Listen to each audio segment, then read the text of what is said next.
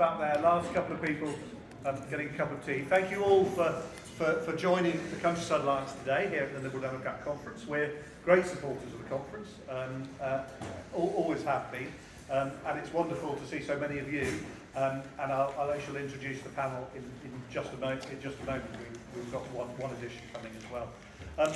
Just to say, I think the exciting opportunity for this discussion and for the Countryside Alliance's relationship with the Liberal Democrat Party, which has always been a very good one, especially across those rural constituencies where so often we see Liberal Democrat MPs, is to cut through so much of the noise around rural issues and the general political situation. To ensure our role is to ensure that rural communities have a voice, they're understood, and that the country as a whole benefits from the work of the countryside, is able to benefit from the countryside by using it, but also is able to benefit from the countryside because of the food production, the extraordinary landscapes, and the sheer joy of being able to be in that countryside. To that end, we will have three panellists today, as well as me. The first is Cathy Willis. Cathy has so many titles I wasn't quite sure where to go. So I went off the front of her book, which says she's Professor of Biodiversity at Oxford University, but she is a million other things as well. Also a crossbench peer since 2022, and has just published a new book called Good Nature, The Science of How Nature Improves Our Health. So you can see how Cathy's input is very relevant to this conversation. I'm also very pleased to welcome David Chadwick, who is the new MP for Brecon, Radnor, and I have to get this right because it's the new bit, Cwm Tor. Is that any good? Is it close enough for an Englishman? I'll do Cwm Tower. Cwm Tower.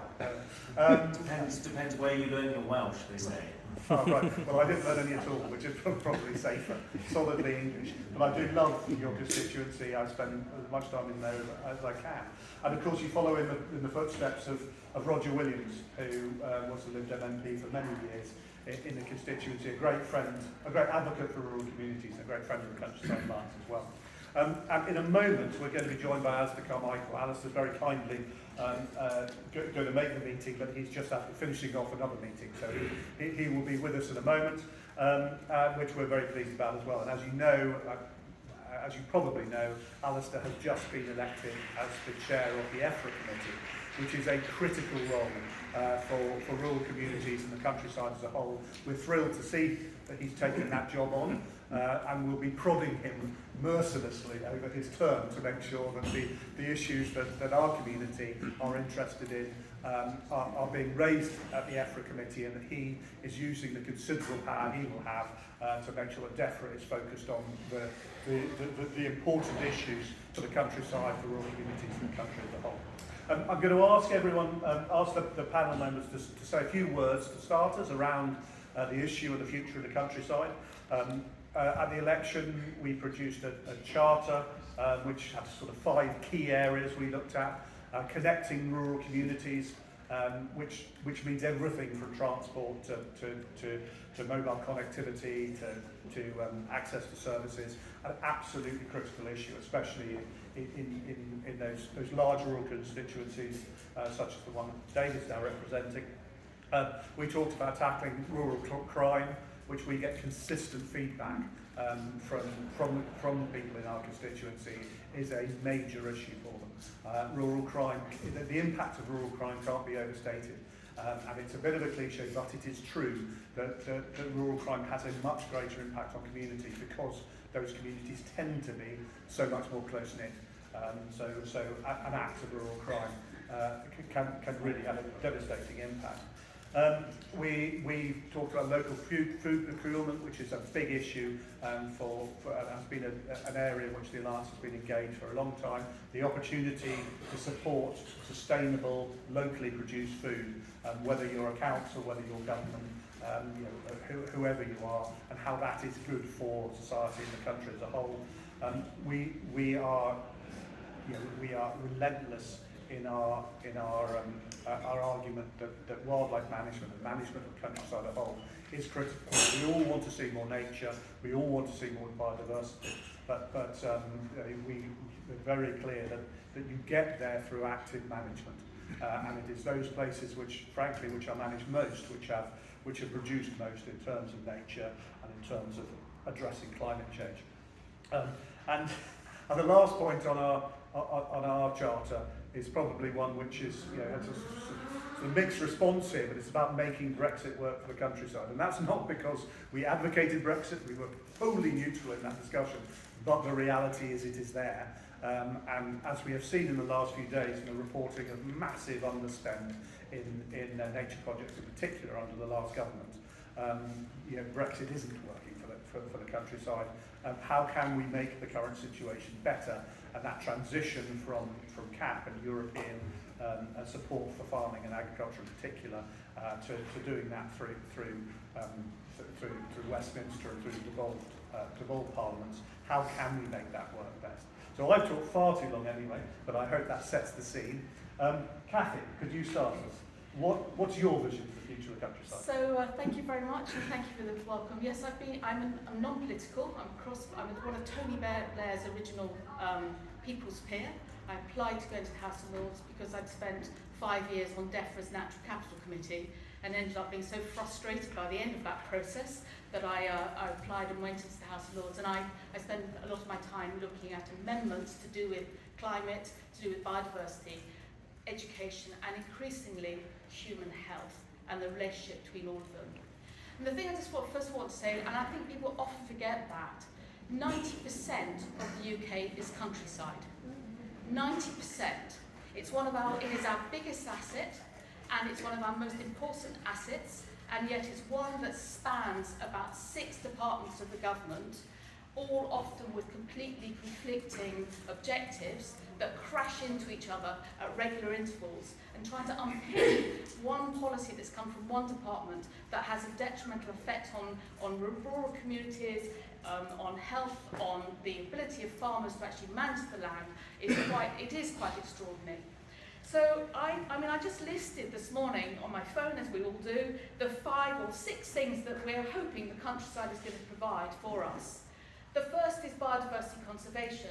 We've signed up to an agreement to protect 30% of our land as protected areas by 2030. So we've got that one in there.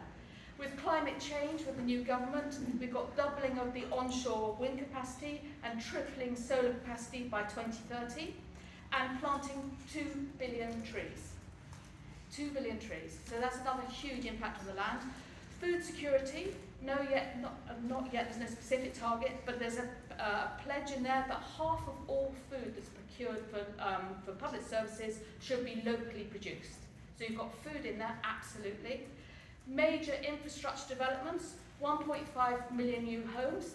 They're not going to be planted, they're not going to be built in the cities. There isn't the space. So that's the countryside as well.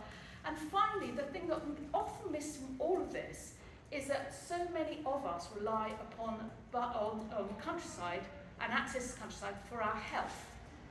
If you look, I'm even from Wales, I know about Wales, so the study came last year from the Lancet, 10 years, 2.3 million people they looked at over 10 years, and they looked at their health records and showed that for every 350 metres further away from green space they lived, their mental health conditions and drugs for mental health went up.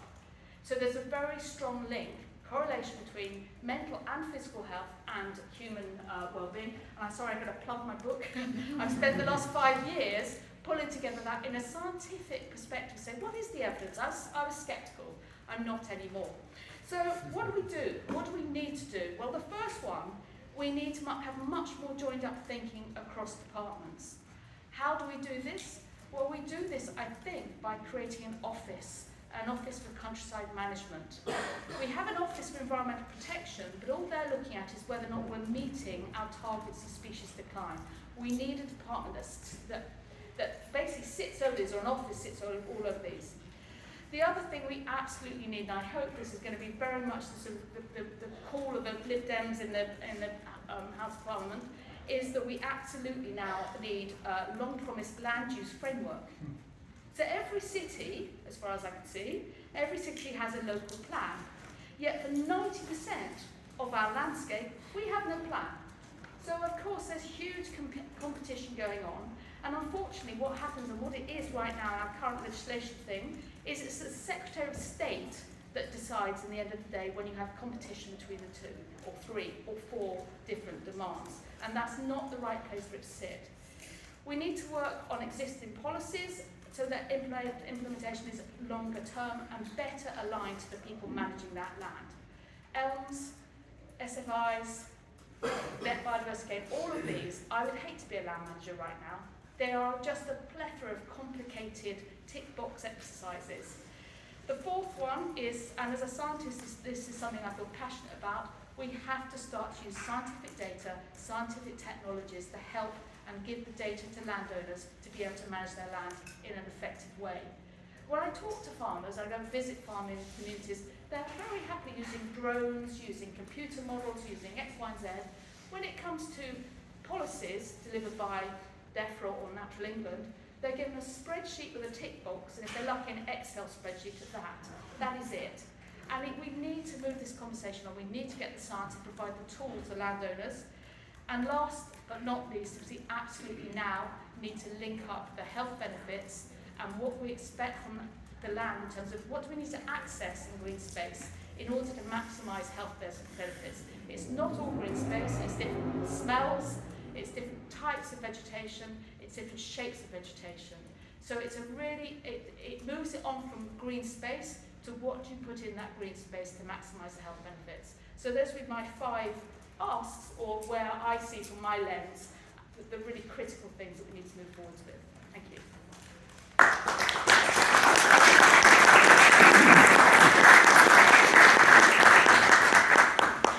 Thank you, Kathy, and I think that provides a much more comprehensive opportunity for people to think about the questions that they will follow up with than what I said at the start.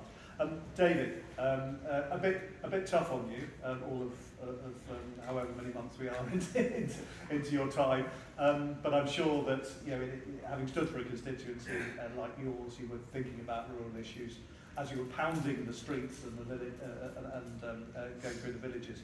What's your vision for the future, for the next decade or more of the countryside? Well, first I just want to say good morning to everyone and a big thank you to everyone for coming and demonstrating just how much of an interest in rural affairs and rural communities there is in our party.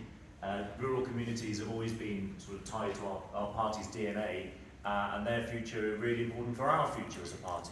I think at least half of our parliamentary representation is now composed of rural Liberal Democrat MPs, and if we're looking at our next set of target seats, the seats we just missed out on this time, a lot of those are in rural communities as well.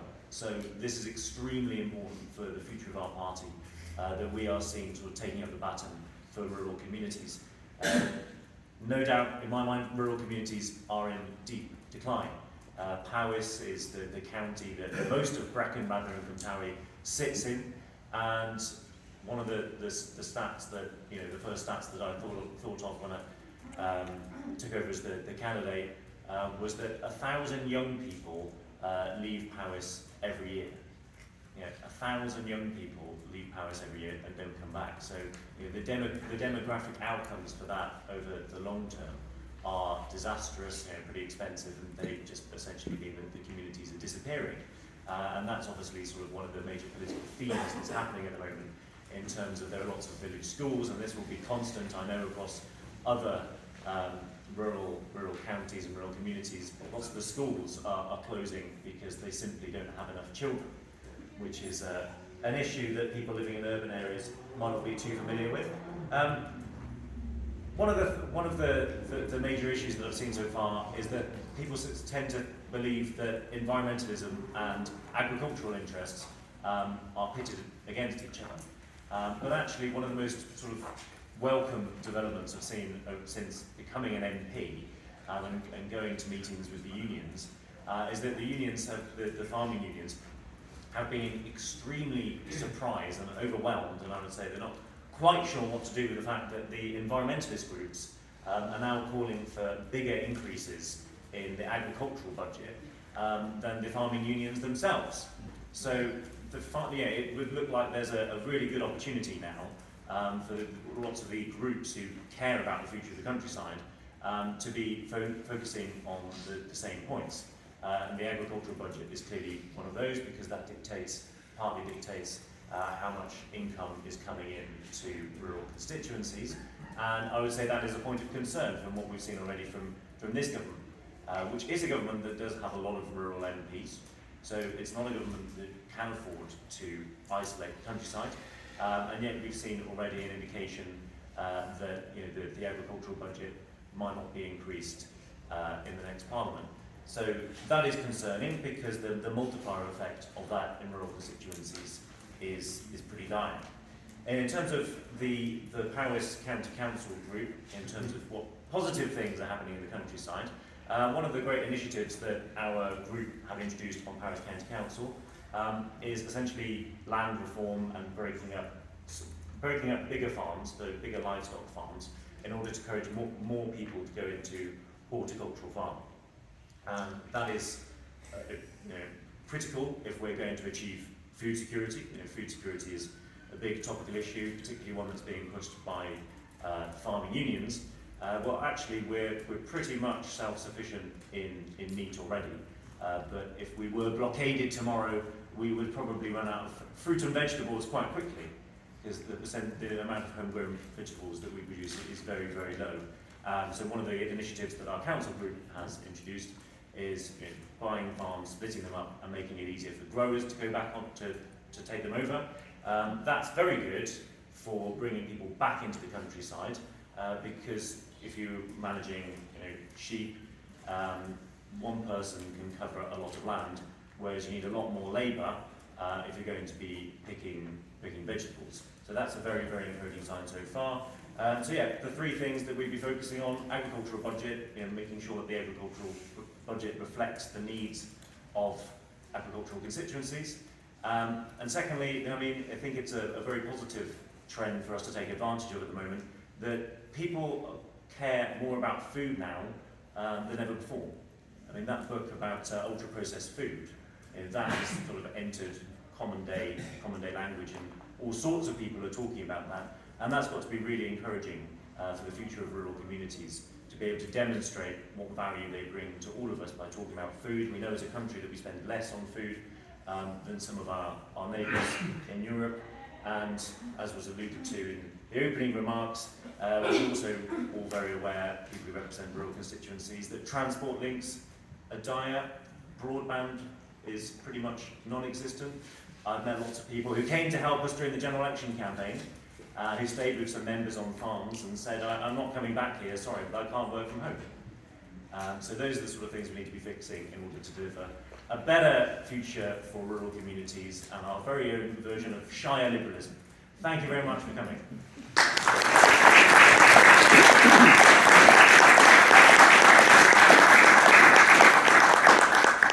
Thank you, David. I think it's quite striking how constituencies often represented by Liberal Democrats.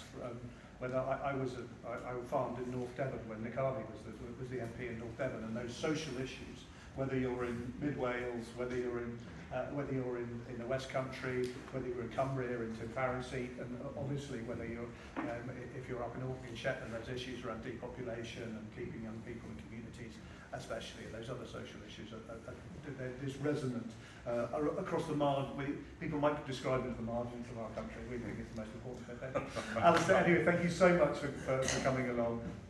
I said earlier in my introduction to you, when you were slightly absent, how thrilled we were to hear that you've been elected as chairman of the EFRA committee, and also that we will obviously be looking to put you to work. But thank you for coming, and if you have some comments on your vision for the future of the countryside. Well, you can decide for yourselves whether it's as grand as a vision, but look, first of all, can I thank the Countryside Alliance for attending the conference and for putting this on. We've all seen the election results, and it's pretty clear that the Liberal Democrats are very much back in rural Britain as a force, and absolutely not a second too soon, because the situation that we have inherited from the Conservatives is a pretty dire one. It was only in the last year, 18 months of the Conservative government that they suddenly realise that actually there is a thing called food security and it's important. And everybody, the current government included, plays lip service to this notion of food security. But actually, if you look at the agricultural policy that they have inherited in DEFRA, the one thing that it doesn't really do is address the challenges of food production. So, you know, at a time when budgets are being pruned, and I remain to be convinced just how big a fight the current DEFRA team are going to put up with the Treasury to keep the money that is the underspend last year, the year before, the year before that. And remember, that underspend happened because people weren't applying for the schemes, and they weren't applying for the schemes because there was so much dither and delay that inevitably people thought, well, I'll just hold on a bit and see if something else comes up. So, you know, not to hold on to that money in the way that the Labour Party in opposition said should happen, would be a body blow for the strategic objectives that both the last government and this one say matter to them. So it is about the challenges of creating an agricultural industry, an agricultural economy that is able to provide food for our people, but also to meet the challenges of climate change, nature depletion, and all the rest. So there's good stuff in there, but it's all around the edges. What's missing is this part of food security and food production right at the heart. So once I have a committee to chair, which we think is probably going to be another 4 or 5 weeks yet, I see that discussion around agricultural funding as being one that will be an early piece of work for the committee in the event that we can get that agreement.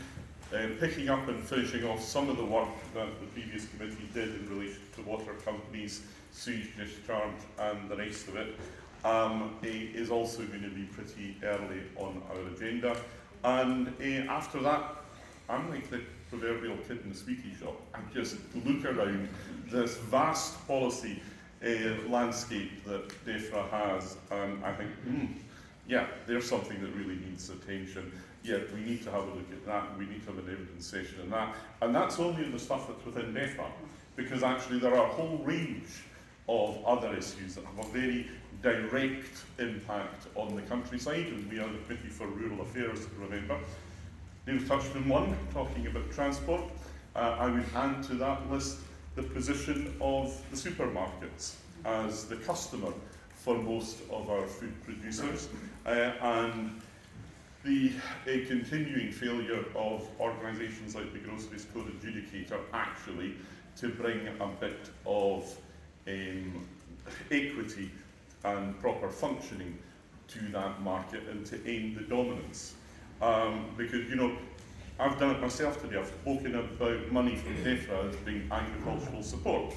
Ultimately, of course, money put into agricultural production is not subsidy for farmers, it's ultimately subsidy for consumers, because it allows supermarkets to put food on the shelves at a price that we as consumers can afford to pay for it.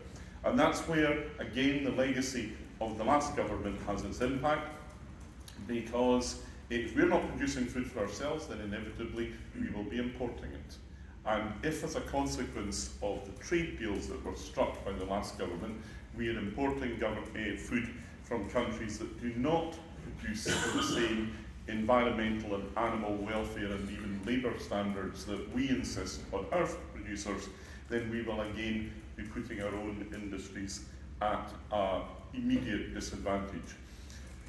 I hesitate to predict the future in politics now or ever, but I do worry that this next few years could be one where pressure on budgets and some of the other influences that are at mix in politics could make this quite a divisive space in politics.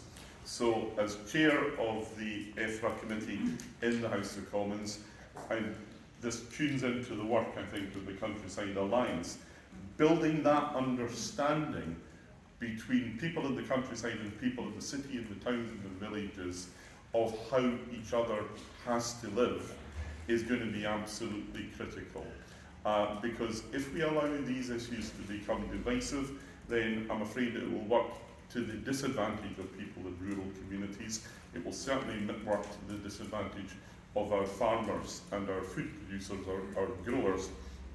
So for that reason, I'm genuinely excited. I think there's a big piece of work to be done here in the next 4 or 5 years. I think working with a significant phalanx, it was great to see so many Liberal Democrat MPs in the House of Commons terrace on Wednesday morning for the NFU reception for Back British Farming. And getting them all together, nearly all together, for a photograph at the front of the room just showed the extent to which we are now there back as a force, and a force for good in our countryside communities. Nothing of this is going to be easy, but this is genuinely a fight that is worth taking on and a campaign that is worth running. So thank you for the Countryside Alliance for your attendance. Thank you for your attendance. Do you run to Q&A? Oh yes, please. Lovely. Thank you.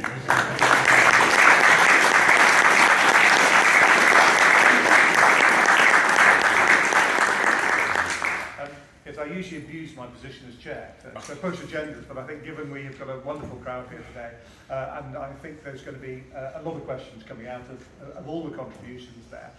What I would ask is that we'll take questions. I might take 2 or 3 at a time. Can we keep them as short and succinct as possible, please? Because I have a feeling we'll have plenty. And when we have a batch, I will put it across the panel and hopefully get you some interesting responses. So who'd like to start us away? The lady on the end in the purple, please. Thanks. My question is about livestock farming. So David was pretty chill about livestock farmers going out of business.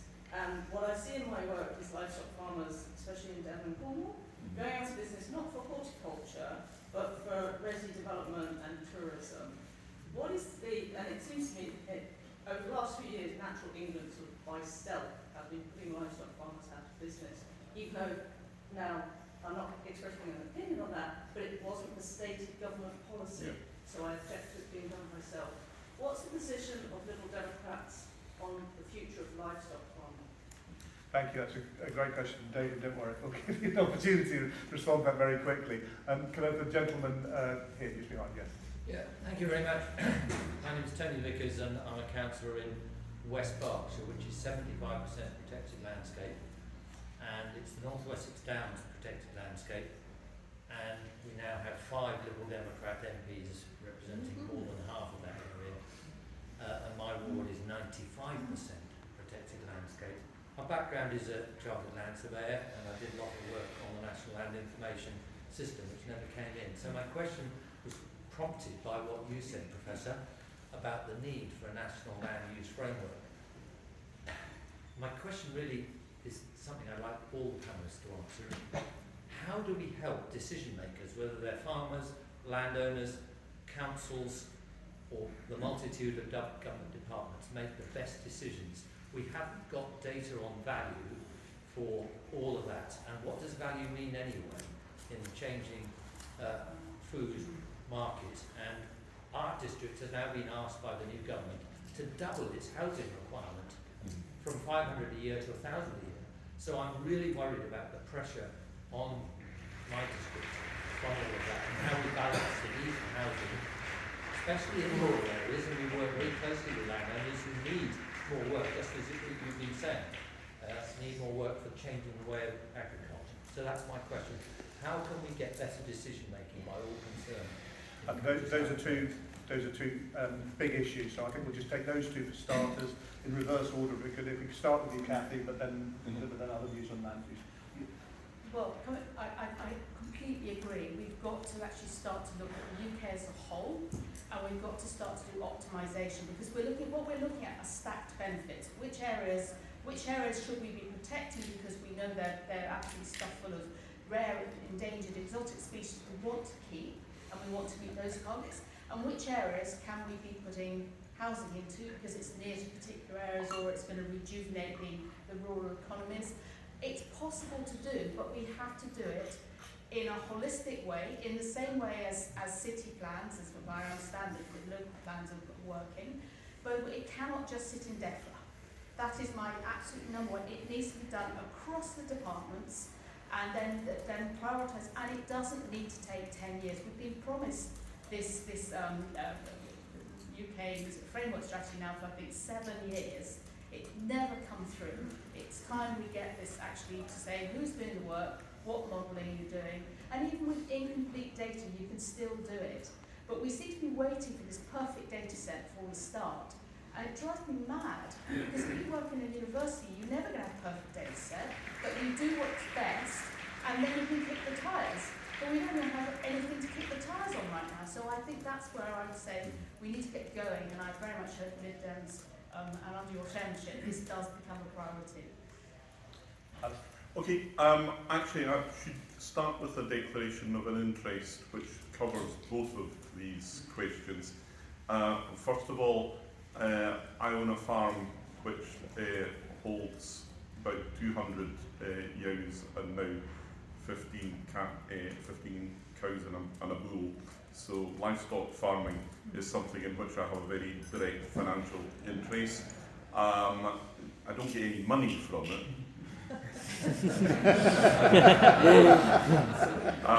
That's not unusual for farmers. In my particular case, I don't get any money from it because my 93-year-old father is also a partner in the firm that runs it, and the profit at the end of the year goes to keep him in bacon, white bread, Lucozade, Jaffa cakes, whole milk, and all the other things that make the balanced diet that West Highland farmers live on to 93 and hopefully for a few years beyond that. So, look, on the subject of livestock farming, I have a particular interest, and also landscape management. Half the farm is part of a site of special scientific interest. And it's a SSSI for choughs, which are a particularly rare bird that is found along the west coast in that southeast corner of Islay, where the farm itself is. So the future of livestock farming, I think, is something that does need a bit of a refining within agricultural policy, agricultural support policy in particular. And I completely take David's point about some things that you can do in your area to broaden the range of opportunities. I don't think it's ever an either or that you have horticultural or livestock farming. If there's ground that is capable of being used for both, and if you can use it in a way that grows your community, although good luck getting the labour actually to do the work in the horticultural sector, but these things are all possible. They should be put together. It does concern me that we have a quite rapidly declining number of cattle in particular, rapidly declining in England, because, as I said earlier, there's no real policy for food production at the heart of current DEFRA policy, but also declining in Scotland, where you have a very different system. And look, it is the I represent a community with, in particular in Orkney, suckler beef herds are going to be the bedrock of our local economy. Shetland is a more sheep-based agricultural economy, and of course it links in with fishing, which is a bigger part of our local community as well. So the need for that sort of thing to be recognised, and this is what I mean about getting real about food security. So how can you really talk about food security if you are if you see the number of cattle and sheep declining in the way that they are doing? In Scotland, we have the Suckler Beef Support Scheme, which is a direct subsidy for farmers with cattle producing cows, and I know that's something that's looked upon with a degree of envy in other parts of the country. At the same time, people in Scotland look at some of the elements of grant funding that comes from the funding in DEFRA and there. So there's an opportunity to learn from each other, but you've got to, I think the one thing I would say about the future of livestock farming is that it's got to be more than just a pious hope. There's got to be something in the policy which is meaningful and helps it develop, because we are really missing that at the moment. And you know, I also think there has to be a degree of candour on government about what they want to achieve. Because at the one hand, you've got the Committee for Climate Change saying, we should have a policy that actually discourages the growth of livestock production, for reasons that I think lack a bit of understanding of the wider pattern of food production in this country and where we sit in that global picture. But if that is to be the government policy, then it's got to be done expressly. I think your expression about doing it by stealth, you know, that's where there's a real nervousness in the countryside at the moment. I see it in my own constituency. Every time a farm goes in the market in Orkney, it sends a real shiver through the farming community. And I will have a succession of 30-something farmers just stopping me in the street saying, you know, I see this one's been put in the market, who's going to buy it? Is it going to be actively farmed? Is this an industry that I'm going to be able to hand on to my children? And, you know, that anxiety is clear and present, and it needs to be acknowledged by government before we can do anything about it. And David, livestock farming and wider issues around land use? Yes, I mean, I should add for context that many of our councillors in Howest are also sheep farmers. So you know, they're often managing their own livestock units themselves and they're intricately involved in the industry. Alistair mentioned the fact that the succession planning or succession and that being an issue. I mean, one of the reasons why we're losing livestock farms across Paris is because the younger generations don't want to take them on. I think the average age of a sheep farmer is in the late 60s, and income for them is about £9,000. And the next generation is just sort of coming in and saying, I don't want to do that for my life. It's not worth it, so I'm going to do something else and I'm going to sell off the farm. So addressing the underlying causes of challenges with profitability in farming will help on food security and keep many farmers going. The Groceries Code Adjudicator, for example, responsible for regulating the supermarkets, multi-billion-pound industry. I mean, does anybody here know how many staff they have? Groceries Code Adjudicator? 4. Yeah, they have 4 staff to regulate an industry that big, and most of them are on secondment. So, and the sort of effect that has on livestock farmers is awful. I mean, one of the stories that really struck me was somebody who told me that they had, they were instructed to, as one of many rearers of deer, they were told to produce 13,000 deer for a certain supermarket, and then that supermarket, 2 years later, said, actually, we only are going to buy 8,000, and at a lower cost. So, the farmers had to shoulder the cost of rearing the deer, and then had to dispose of them all at a much lower cost. So there are many parts of the supply chain and the relationship between farmers and buyers that need examining. Another one, for example, is abattoirs. That has a big impact on livestock farmers because they have to drive further and further away to send their cattle and to slaughter, which eats into their profit margins. And that's the sort of issue, focusing on the Groceries Code Adjudicator. It doesn't necessarily have to cost the government that much money.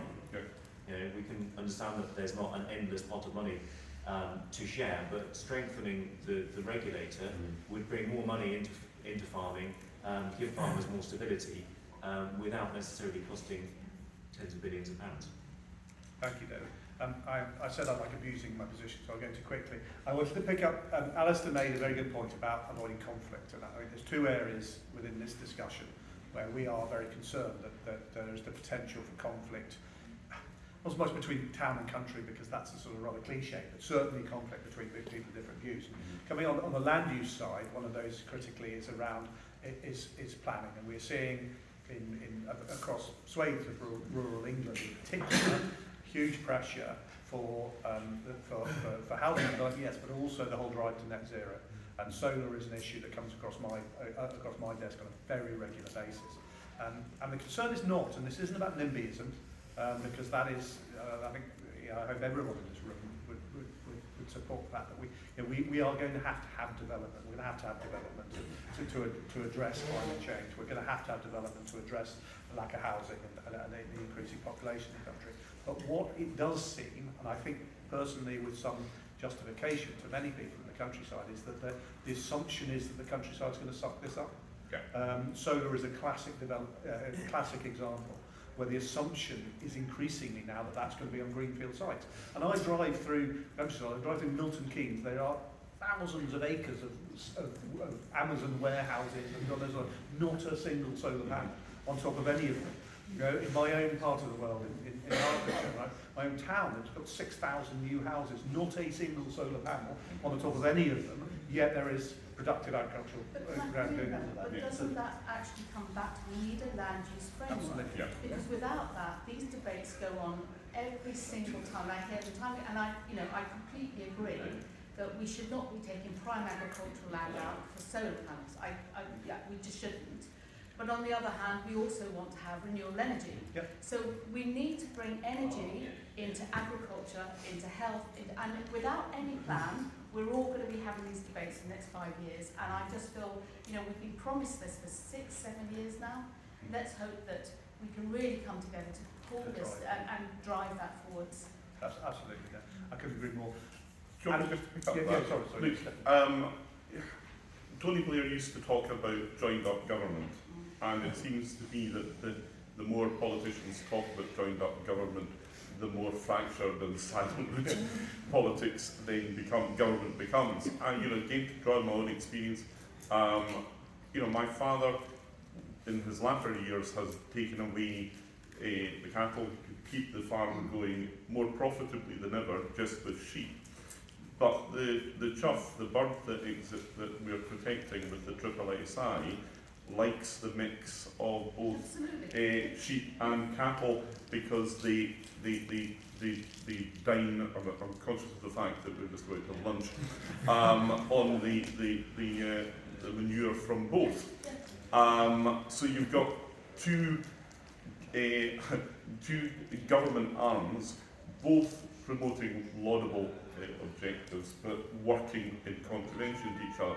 On things like solar and wind developments and the rest of it, I think absolutely, yes, you need that land framework, but within that land framework, you also have to have a genuine and tangible benefit for the community that is hosting it. Yeah. For years, we've had a generation of energy policy that has encouraged the generation of energy, electricity in particular, in big stations with big lines that then carry it around the countryside.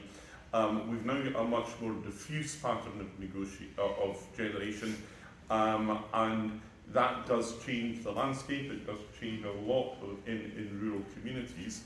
And if you can point to some tangible benefit for the community, whether it's in their own energy costs or in some means of support coming back into the community, then people will be much more willing to accept the role they have to play. So it's not just something, yet again, that is being done to communities from government to the centre. I saw a brilliant example of that, the Queensbury estate, part of the Clue estate, where they have wind turbines on the estate, but one is given to the local the energy is given to the local sixth formers to then decide how, and they use it as part of their economics A level, decide who they're going to give the energy to, and the other one goes to the community. And they absolutely love having the wind turbines. So I think I couldn't agree more. But it's how do you bring the benefits back locally as well? Well, if your energy development is still going to be done by big corporates, and this comes back to the planning, then inevitably the big corporates will take as much and give as little as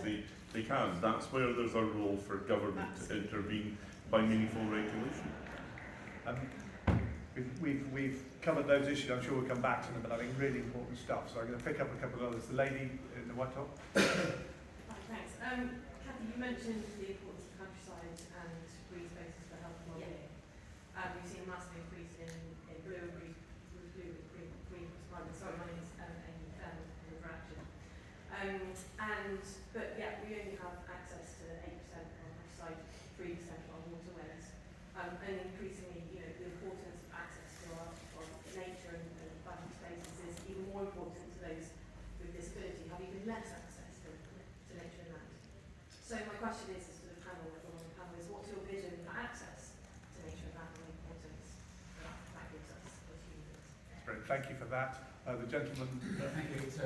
I'm Simon Pike, also from West Berkshire New Britain Party. I'm together with Tony, members of the Council of Partners of the North West Six Downs National Landscape.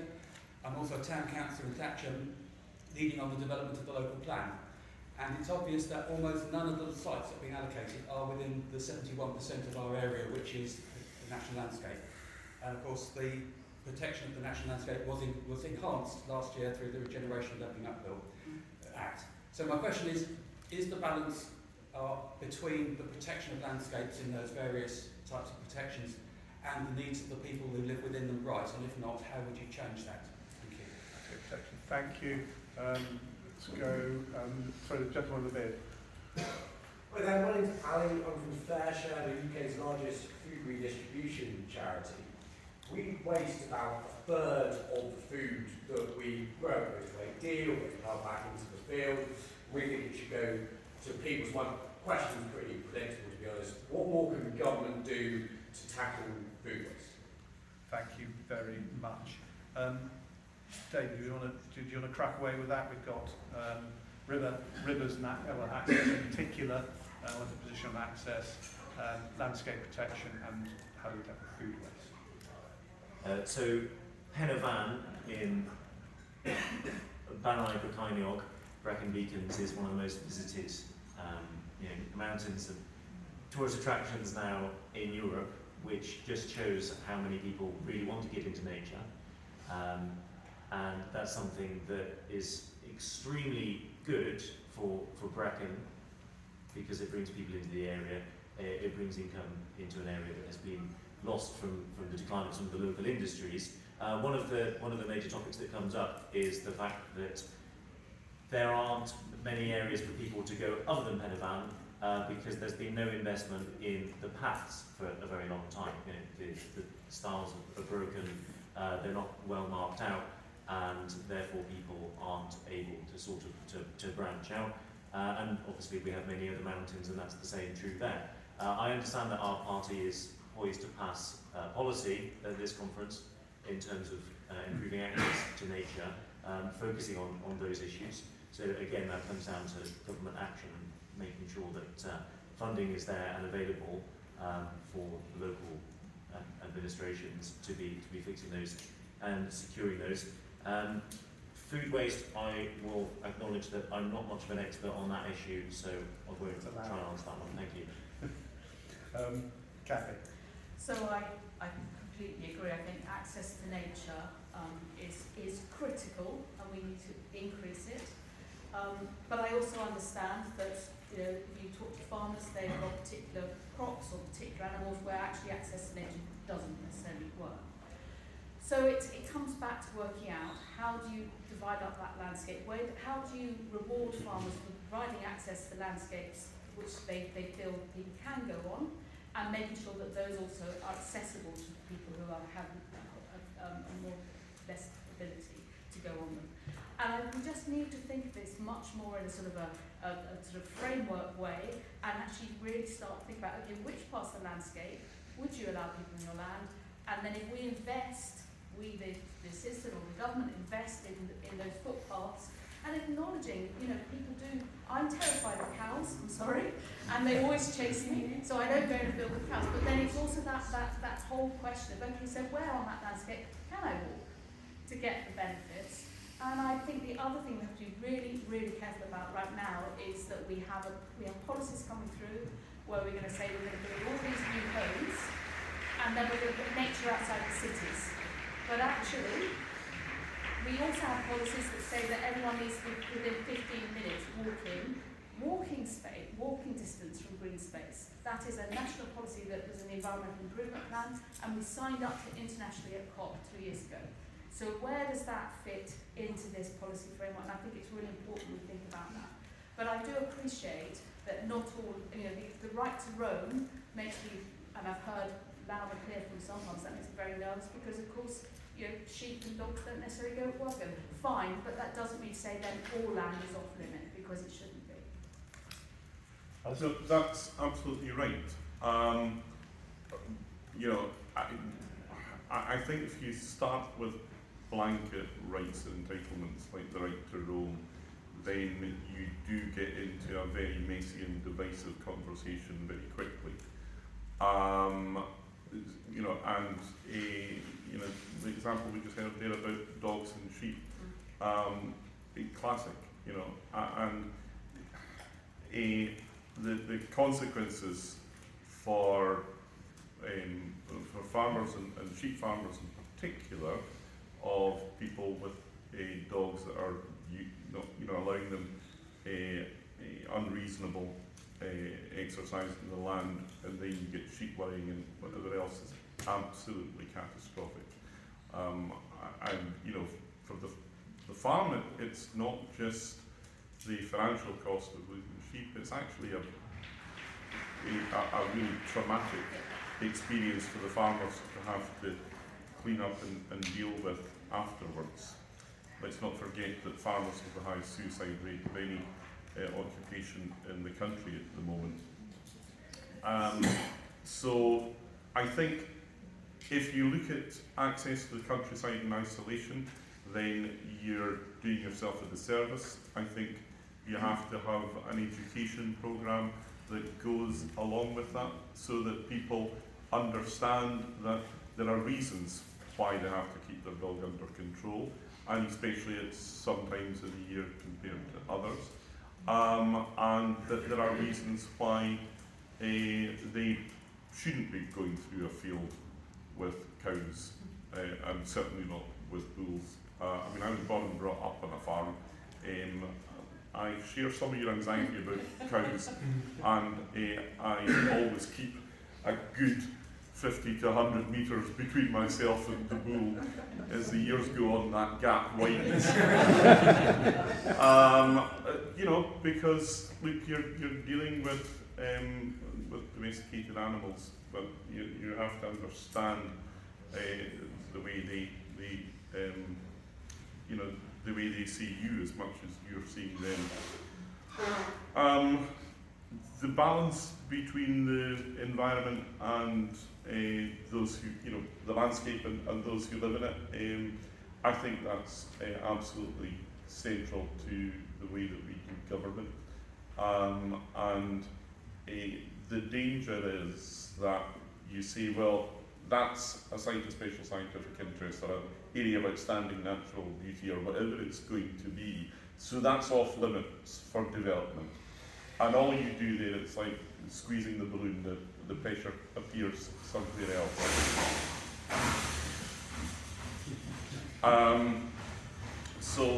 I think we need to have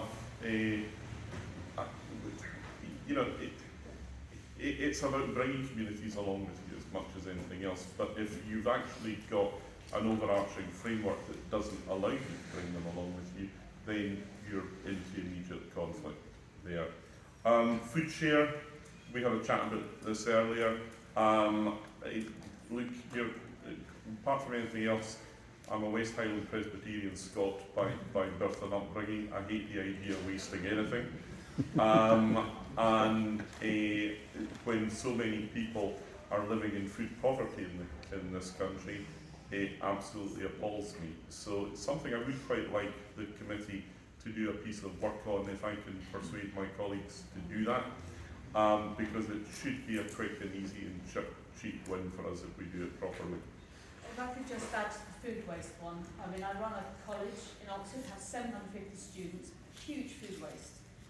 And so we introduced a system, which I think should be in every single kitchen or food hall across the country for people who are eating this way, where when the students create their plates, it weighs the food that lands in the bucket and it flashes up how much CO2 you've just thrown away. Wow. And that has changed. It's reduced our food waste by 30%. Wow. And it's an education thing, but it's using technology to really quickly make everyone responsible for food waste. And I think it's those smaller things that actually could have a big impact in that, even in the short term. So I think it's not just about education on a bigger scale, it's about the individual basis as well. If I can just weigh in on the access thing quickly, I just do think it's really important, and I'm sure the politicians here are aware of this, that we don't go down the route of thinking that that in order to address accessibility for all communities and for every type of person, that a right to roam or something similar is an answer to that question. It is not. Now, try walking across agriculture, enclosed agricultural land in Scotland, where there is a right to roam. It's a nightmare. You can't, because there's no paths, there's wild everywhere.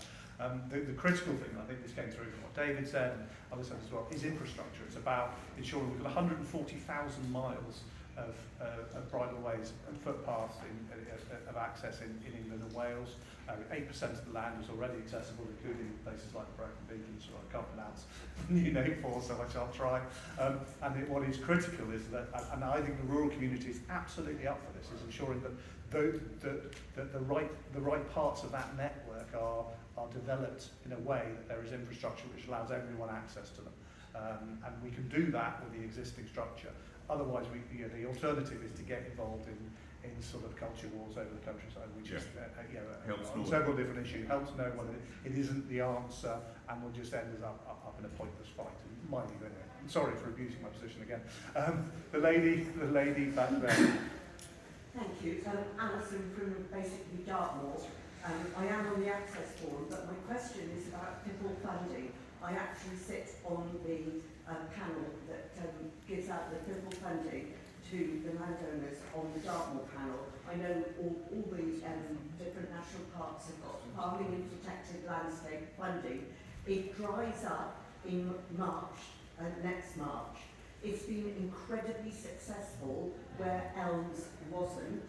I was talking to a DEFRA person within the last week, and they really want it to continue, but nobody's saying anything yet. I'm sure other people that are aware of this, each national park and each protected landscape has a panel that accesses this DEFRA money, and there's a lot of money. For Dartmoor, we've had £1 million this year to dish out to landowners and farmers to improve access, improve environmental things, improve education. One quick example is the farmers can get £350 each time a school visits their farm. The People funding provides the coach to take the children to the farm and educate them. There are just so many good things. I hope, Alistair, you're going to push that it either continues in its current state or in a revised form. Thank you. Thank you for that. We'll just take gentleman here. So my question is about inter-village footpaths. I know, exciting. But currently, there are a lot of villages in my area, Chichester, in West Sussex, where to get from one village to the next along the approved footpath is quite frankly lethal. So if I want to get from my village to the next one that's half a mile down the road, I have to go over a footpath into the next village, walk along an unmarked footpath, and then cross 2 lanes of motorway, and then cross 2 more lanes of motorway, and then walk down the side of a major A road, all to get half a mile across the border. What I'd like to know is if anyone has any plans on how to interlink these villages, because this is completely ludicrous that at present I have to basically wait and get on a bus to go to the next village over, simply because the alternative is walking across a motorway. Thank you for that. I'm afraid I'm not going to be able to take any more because we have to wrap up relatively quickly. But could panellists deal with those two? Cathy, if you'd like to start on protecting landscape funding and well, we're back to the football network and whether we can make changes to it. So I knew nothing about that protected yes, that it's something that personally I will also look into. I think it sounds like exactly the sort of funding that we should be having to encourage all of these things to come together. While we're still doing this, hopefully some larger planning process, I think it sounds precisely the sort of thing we should do. And as for the footpaths, my wish is that when we brought in the legislation for nature recovery networks, we also thought about how we joined up between different counties, because we haven't. And that would be the perfect place to put exactly that point in there. But maybe this is the time to revisit that secondary legislation and make sure this does come in there. David? Yes, well, for footpaths we have to demonstrate the public health interest and also the economic benefit from creating better links in rural areas. I used to live in the Netherlands, lived just outside The Hague, and because of the fact that there's a great cycling infrastructure in the Netherlands, that meant that I could get into town pretty much whenever I want. So I went there more often and would have spent more money in the local town, and as a result, the Dutch have one of the healthiest populations in Europe. So if the government really wants to focus on improving health outcomes by sort of preventative measures, then this should be a really strong thing for us to push. Protected landscape funding, look, this sounds like an enormously effective way of spending public money to achieve a public good. So don't be surprised if Treasury come after it with the axe in the not too distant future. So look, put that regard card duly marked on that.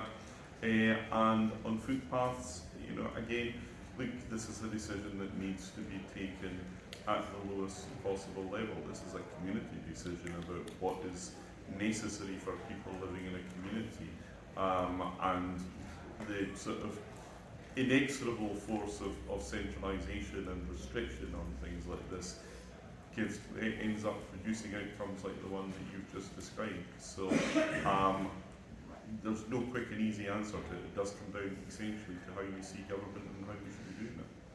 I'll just come back on the footpath one really quickly. It is also a result of ludicrous legislation around rights of way, because I would be, in most of these situations, it's quite clear that landowners would be very happy, farmers and landowners would be very happy to redesign the network, to have it as effective and the rest of it. But if you have one complaint about a proposal to move a public footpath, it ends up with a public inquiry. It's absolutely ridiculous. And that, again, is coming back to your question about how we improve access to the countryside. A whole reform of that process, which would allow people to put footpaths in relevant places, move them around farms, do all the rest of it. But at the moment, it is an issue that no one wants to tackle, largely because of the fact that there are campaigners who complain about it. We have to finish, which is really sad because there's lots of questions we haven't got to. I'd like to ask you to a round of applause for our panel. Thank you very much for all of you.